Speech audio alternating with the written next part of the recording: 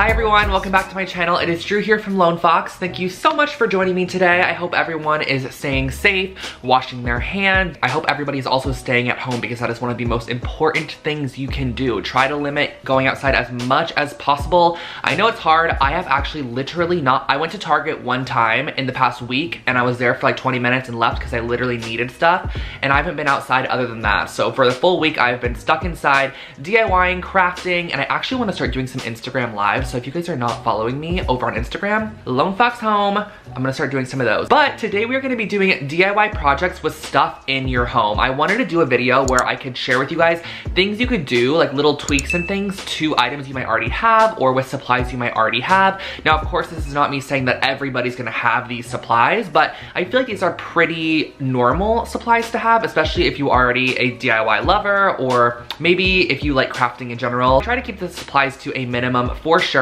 and keep a lot of the actual like tools and materials to household items that you might already have. My hair is absolutely crazy today, but honestly, when nakedwines.com reached out to me, I thought this was a great company to actually share with you guys because it allows you guys to get your favorite wines or try new wines or browse and explore like different types of wines online in the comfort of your own home and have it shipped to you so you don't have to leave at all, which is definitely super important, especially in the time we're living in right now. I'm personally not somebody to try new wine all the time. I kind of have some of my favorites, and my favorite kind of wine is white wine and rosé. I'm not a huge red wine drinker. I don't know what it is. I don't think I have an established palate, but it's okay. My unestablished palate does like white wine and rosé. And the packaging that they sent these in is insane. Like, I got these in the mail and I was like, how in the heck did this arrive so perfectly and nicely? And that is because they package these wines with excellent care, which is amazing. So like I mentioned, I got a lot of white wines and a lot of rosés because those are the ones that I typically like to drink the most. And I love Sauvignon Blanc. That's my favorite kind of wine for sure. And then we also have some rosé. This is the one that I've currently been drinking. This is the Pinot Blanc, which is something I've never even heard of before.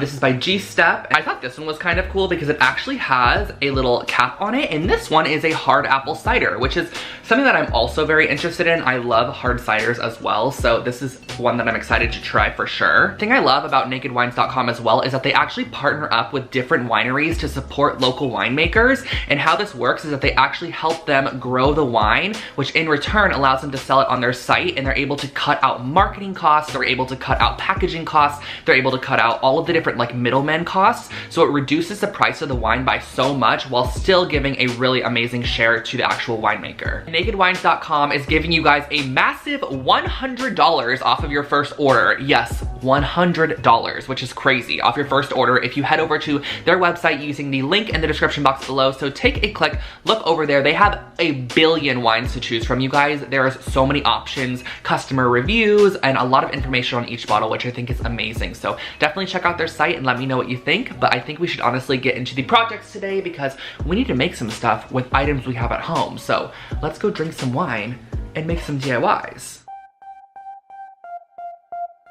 To start off our first project, we're going to use some yarn and a crochet hook, and I'm also going to be using this blanket that I've had for a while from IKEA. This is what it is, or how it's pronounced, and what I'm going to start by doing is pushing my crochet hook through the corner of the blanket, pulling through the yarn, and then I'm going to be doing 20 chain stitches, which are essentially where you pull the yarn through the loop prior, or the loop that's on the crochet hook. You're going to pull the yarn through, it creates a new loop, and you're going to continue this 20 times.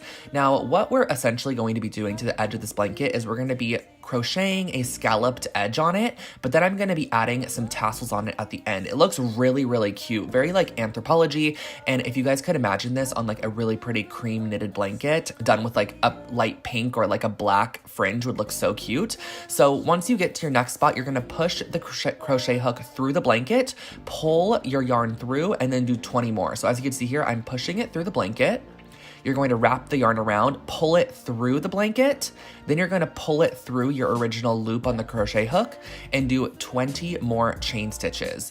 And the 20 chain stitches, once you end up crocheting back into the blanket, create like a half circle shape, which is going to be our scalloped edge. So you're going to continue this all the way down, again, keeping loose tension when doing the chain stitches.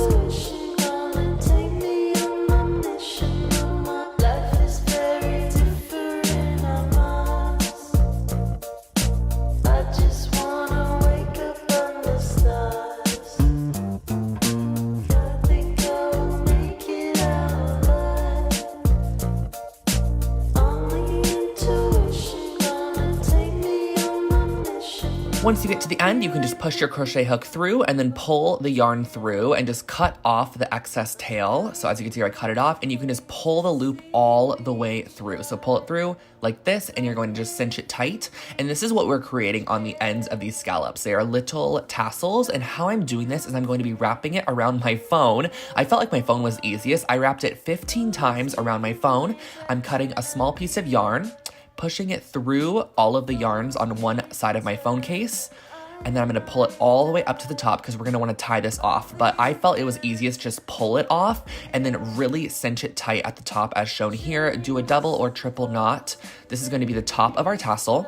Flip it over and cut all of the loops on the bottom side, which is going to create the fringe of the tassel. As you can see here, I'm laying it down, and then we're just gonna be creating that top little banded section. So I'm tying a knot really, really tight underneath our top strings, and then just cutting off any excess at the bottom just to make it nice and flush and pretty. And you're going to be tying this tassel onto the scallop.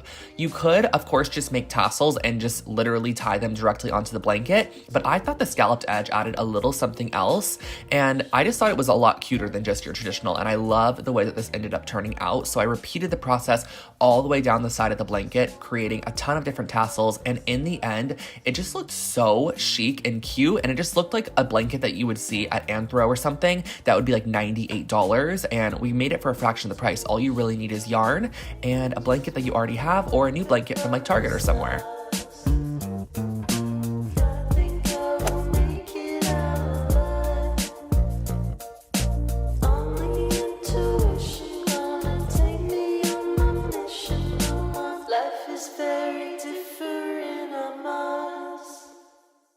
For our next project, we're going to be using an iPhone cord and some macrame rope as well, because I'm going to be macrameing the cord. That way, it is so much cuter sitting next to my couch in my living room.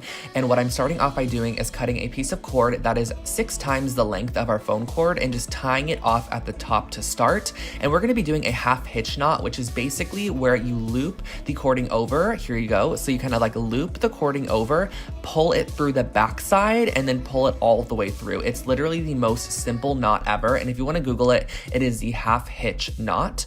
And you're going to be repeating this process for the entire length of the phone cord. And the nice thing is that every time you do this, it actually starts to spiral on its way down. So the more knots you add, you're going to see that the actual like knotting of it is spiraling, which I think is such a pretty effect.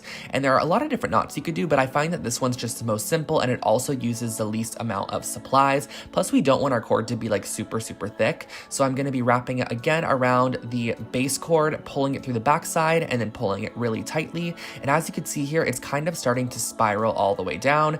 And honestly, guys, we are just going to be repeating this process down the entire length of the phone cord. Also, if any of you guys are concerned about this being a fire hazard, you could also start the macrame about 6 inches from the start of your cord and end it 6 inches from the end of your cord. That way it has a little bit of like leeway before and after. This rope is not combustible, so I'm not too concerned about it. And it's also going to be sitting on top of my rug anyways, where the cord normally sits. So I feel like if this was to blow up for some reason, the rug would have already taken on the damage, you know? So I'm not too concerned about the phone cord.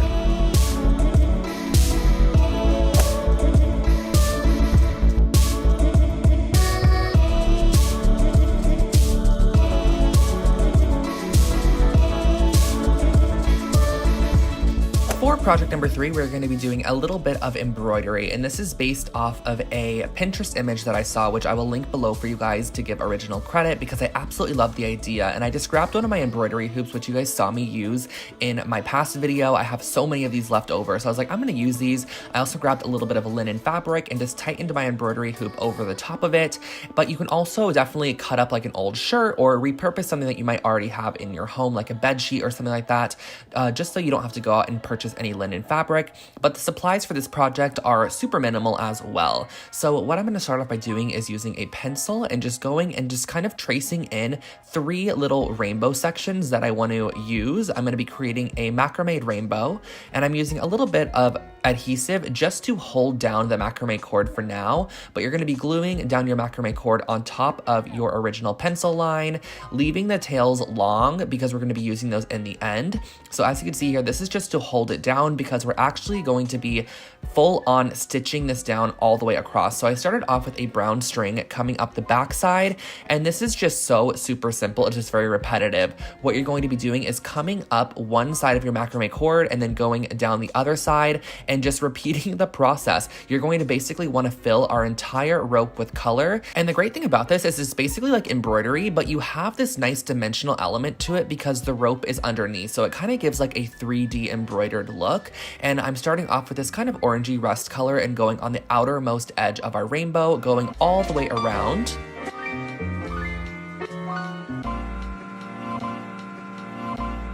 And once you meet the end of that color, just flip it over and then push your needle through the back side of some of the stitching and then just pull your needle through that loop, and that's going to create a knot. Just do a couple of those to secure off your thread, and then you can cut it and we can start our new color. So I opted for a blue tone in the middle section here, and you're just going to be doing the same exact thing as well. Just going up one side of the rope, down the other side of the rope, and just trying to make it super, super tight and make sure that every stitch is connected with the stitch prior. That way you don't see the rope in the inside. And then next up, we're going in with this light yellow color, and you can totally opt for whatever colors you want. I just thought this colorway was really cute and pretty, and I'm going to be repeating the process again of just stitching up one side and down the opposite side.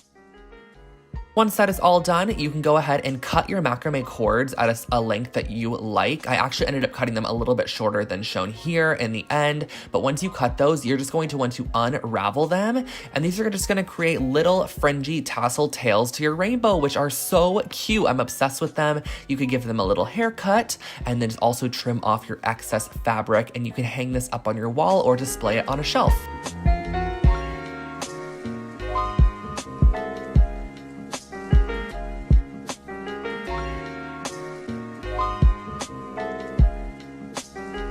This next product is probably my favorite, and I'm starting off with some old food containers, and I'm also going to be using a mixture of acrylic paints, but I'm starting off using this oatmeal container, which I'm going to be opening up. You can also cut it to completely open it, and I'm just cutting off any of the excess edges because you're not going to want any area that is folded.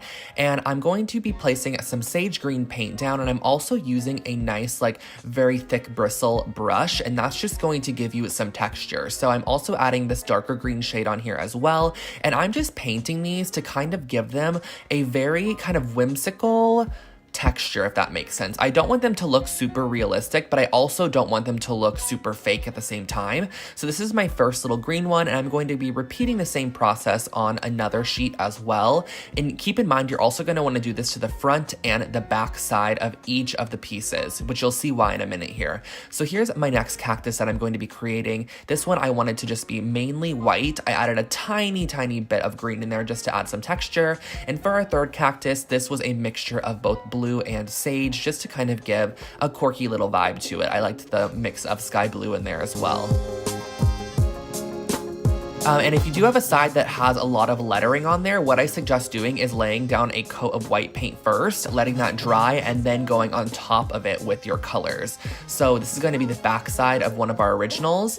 And what I'm going to start out by doing once everything is dry is I'm going to kind of create this oblong rectangle with a rounded end. Just think about a tall cactus shape, and I'm going to be cutting it all the way down, tracing it on to the next piece, and cutting that out as well. So we're going to have two symmetrical cactus pieces. But there's only one thing I wanna know. You're also going to repeat that process on a smaller one because I just wanted to have two inside of one pot. So here are our four pieces, and the detailing I'm going to be adding to this one are just some stripes. So I'm using a little bit of white with a tiny little bit of mint green mixed into it, and I'm just going to be doing some stripes from the top and bottom on both sides, the front and back sides of all four of these pieces.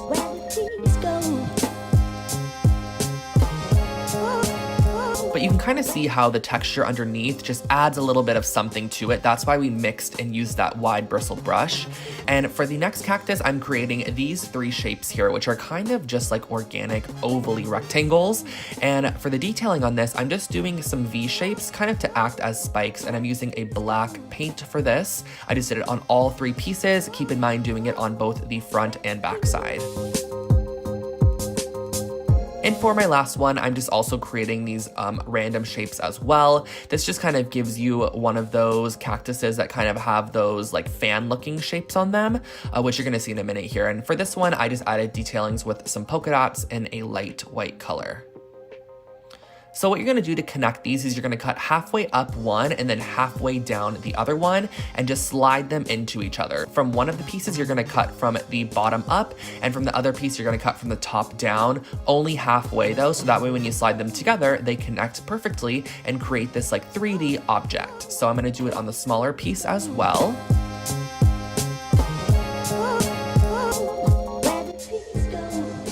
For these ones, all you need to do is create a tiny little slit and you can just slip it right onto the paper. This is paper, guys, or like cardboard, so it is not heavy at all, so you don't need to worry about having them super secure, but you can definitely glue them if you want to. However, I just cut a slit, slipped it onto the piece, and it seemed to stay perfectly for me.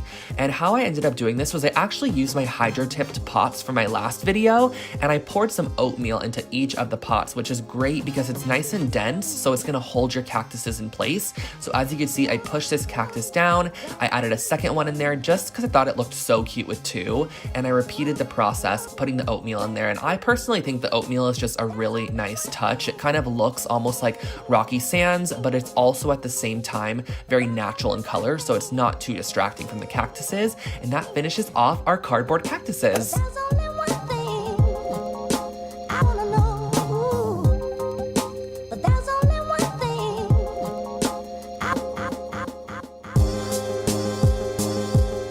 Alrighty, so I hope that you enjoyed those projects and it gave you a little bit of inspiration with maybe some stuff you can use at your home to create some DIY projects just to spice up your room or your living room or wherever you at just a little bit more, because I know this kind of hit us really quick to where a lot of us probably weren't prepared, and now we're just living in a space that maybe we were trying to get around to redecorating. So I'm hoping that some of this can give you guys some inspiration on how to add a little bit more personality and pizzazz to your space. And if you did enjoy this video, definitely give it a thumbs up. Would you guys like to see another video like this? I could definitely try to think of more ideas and projects to do with stuff that you already have at your house. And I think that that's really all. So thank you guys so much for watching and supporting. I love you all so much, and I hope that this gave you a little bit of inspiration and maybe some positivity to your day. And if you are somebody that has to work during this time, whether you are a medical professional or you work at a grocery store, you guys are all heroes. Thank you so much for all of your help and support in this world. It is crazy, and I'm honestly very thankful that you're putting like the time and effort into this, because I know a lot of people that work in these industries can be definitely scared for sure. And I want to thank you guys, and I love you all so much. So have an amazing rest of your day. Catch you guys in the next one. Bye, guys.